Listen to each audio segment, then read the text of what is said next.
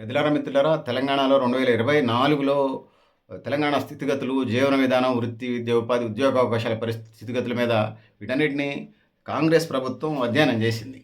కాంగ్రెస్ ప్రభుత్వం అధ్యయనం చేసినటువంటి నేపథ్యంలో ఏదైతే ఉన్నదో ఆ విధంగా ముందుకు పోతున్న పరిస్థితి మనం చూస్తున్నాం సోదరులారా, సోదరీమణులారా.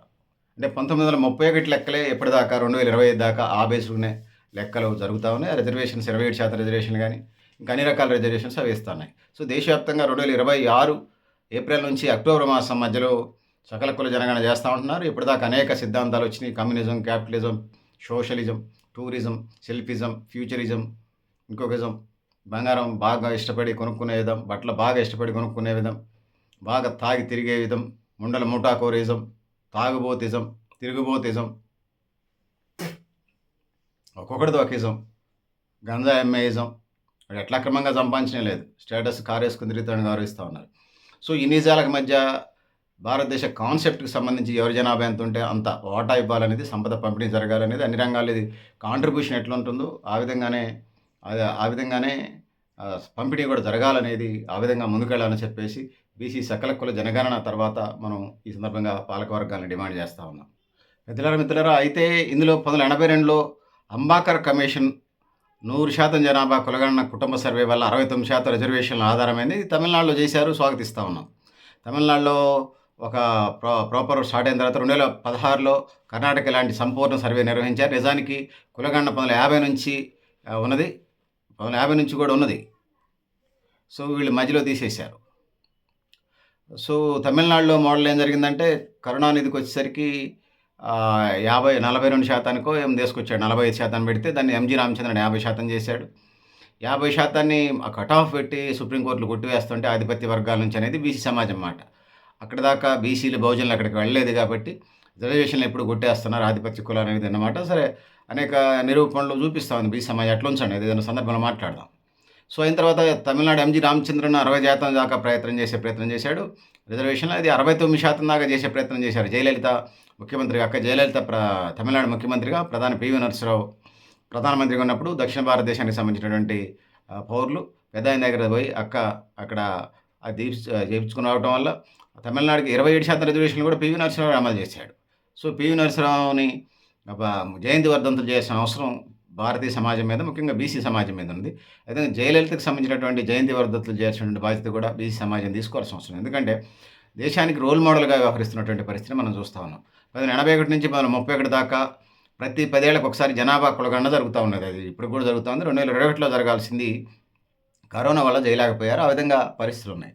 సో దీంతో కూడా కులగణన జరిగింది. కానీ 1951 నుంచి సెన్సస్లో అప్పుడు ప్రధాని జవహర్లాల్ నెహ్రూ ఓబీసీ కులగణనను యాక్సెప్ట్ చేయలేదు. సో ఆ విధంగా అప్పటి నుంచి 1951 నుంచి నెహ్రూ యాక్సెప్ట్ చేయకపోవటం వల్ల ఆధిపత్య కులాల చేతుల్లోకి పోయింది భారతీయ పదవులన్నీ కూడా. సో ఇక లెక్కల ప్రకారం చూసుకున్నప్పుడు విద్యా ఉద్యోగాల రంగాల్లో ఎస్టీలకు 1947 నుంచి, ఎస్టీలకు 1950 నుంచి రిజర్వేషన్లకు పెట్టారు. సో 47 నుంచి ఎస్టీల కంటే ట్రైబ్స్కి పెట్టారు స్వతంత్రం వచ్చిన దగ్గర నుంచి. 50 నుంచి ఎస్టీలకి 1950 నుంచి ఆ విధంగా చేసుకుంటూ పోయినటువంటి పరిస్థితిని మనం చూస్తున్నాం. ఓబీసీలకు సంబంధించి సుప్రీంకోర్టు తీర్పు Balaji versus state of Mysore తీర్పు 62 రిజర్వేషన్లు 50% పెంచకూడదని చెప్పేసి మండల కమిషన్ నివేదిక ప్రకారం ఉద్యోగాలు 27 ఏదైతే ఉందో ఉద్యోగాలు 27% 93 నుంచి అమలు చేశారు. పివి నరసింహరావు చేశాడని నేను ఇప్పటికే చెప్పాను. కేంద్ర ప్రభుత్వ విద్యా సంస్థ 93 రాజ్యాంగ సవరణ ద్వారా 2006 నుంచి ఏదైతే ఉందో బీసీ రాజకీయ పార్టీలకు అప్పుడు కార్యకర్తల్లాగానే చూస్తున్నాయి తప్పితే వాళ్ళకి పదవులు ఇచ్చే పరిస్థితి లేదు. సో రాజ్యాంగ సవరణ చేయాల్సిన అవసరం అయితే ఉన్నది. 9వ షెడ్యూల్ చేర్చి బీసీలకు రిజర్వేషన్ స్థానిక సంస్థలు ఇవ్వాలి. మళ్ళీ 9వ షెడ్యూల్ అవసరమైతే దాంట్లో చేర్చి MLA, MP, Rajya Sabha, Lok Sabha, MLC అన్ని నామినేటెడ్ పోస్టులు కూడా ఇవ్వాల్సిన అవసరం అయితే ఉన్నది. అసలు ఎవరెంత ఉంటే అంత, మీరెంత తీసుకుంటే మేమెంత ఉంటే మాకు అంత ఇవ్వండి. ఓసీ, బీసీ, ఎస్సీ, ఎస్టీ భారతీయ సమాజం, కుల సమాజం. ఆ విధంగా దాన్ని ఎవరు కాదనలేరు. కోటి కులాంతర వివాహాలు జరిగిన తర్వాత కూడా భారతదేశంలో కుల వ్యవస్థ ఉన్నది కాబట్టి ఆర్థిక సమానత్వం, అవకాశాల సమానత్వం, సమాన అవకాశాల సమాజం కోసం ముందుకెళ్లాల్సిన అవసరం ఉంది.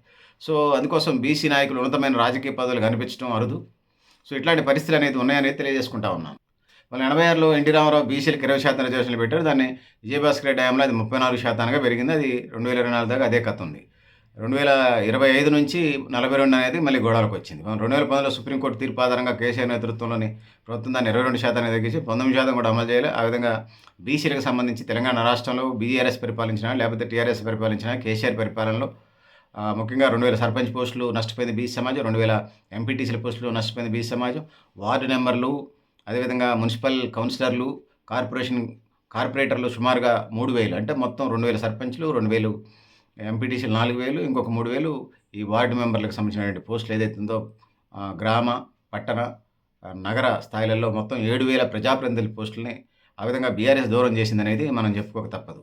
సో ఇది వాస్తవం, ఇది చరిత్ర, రికార్డెడ్.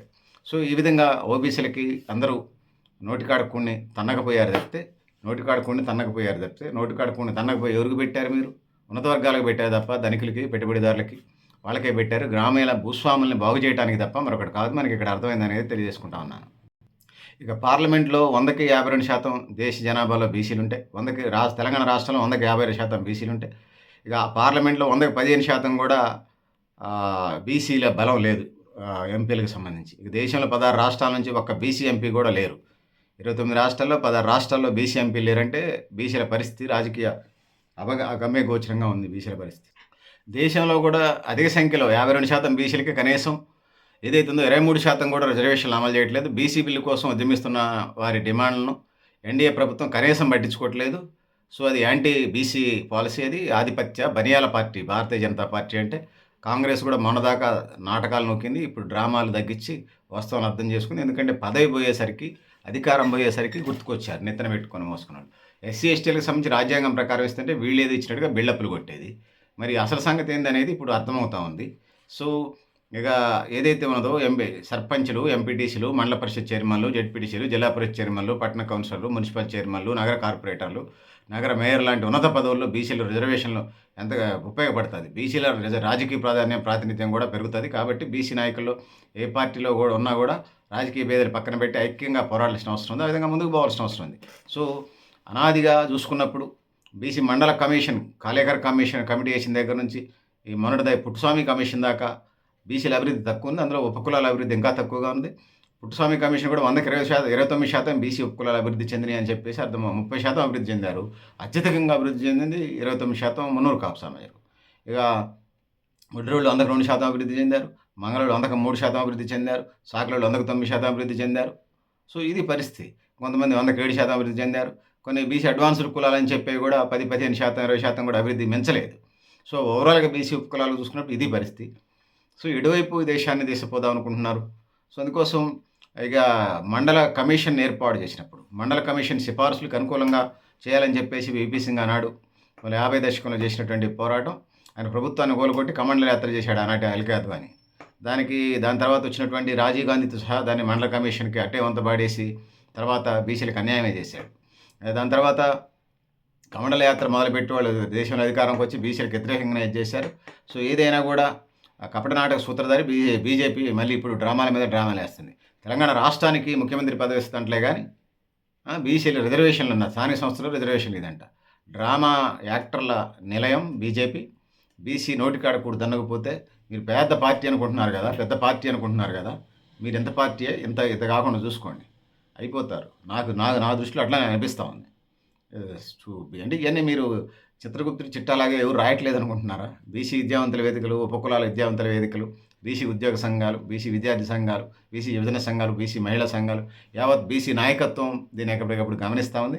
ఎవరు ఒక్కళ్ళు చెప్పినా కూడా తుఫాను సునామీనే, మీరు మిగలరు. ఖచ్చితంగా మీరెంతో మీరు అంత తీసుకోండి, మాదెంతో మాకు అంత చేయండి అని తెలియజేసుకుంటూ, మిత్రులారా మీరు కూడా మీ అభిప్రాయాలు కామెంట్ బాక్స్లో అని తెలియజేస్తూ, ఇప్పటికే విద్యా ఉద్యోగాల్లో ఇచ్చేటువంటి 27% రిజర్వేషన్ లాగా 42% రిజర్వేషన్లో కూడా అట్లనే ఇవ్వండి. దాంతో పాటు రాజకీయ రిజర్వేషన్లో కూడా బీసీఏ కొద్దిగా అడ్వాన్స్ బీసీ కులాలు ఉన్నాయి, బీసీబీ మా చాకలి మంగళి ఎంబీసీ కులాలు ఉన్నాయి, బీసీసీ క్రిస్టియన్స్ ఉన్నాయి, బీసీడీ కొన్ని ఇంకా బీసీ కులాలు ఉన్నాయి, బీసీజీ ముస్లిం మైనారిటీలు ఉన్నాయి, ముస్లింలు ఇతర మైనారిటీలు క్రిస్టియను, బౌద్ధ, జైన, సిక్ ఎవరన్నా ఉన్నాయండి.